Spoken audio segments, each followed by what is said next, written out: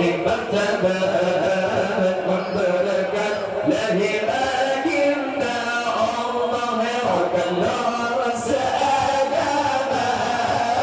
Tuhan la ilaha agama beritanya berserayan pemulihan dan jalan tak lupakan harapan berfamili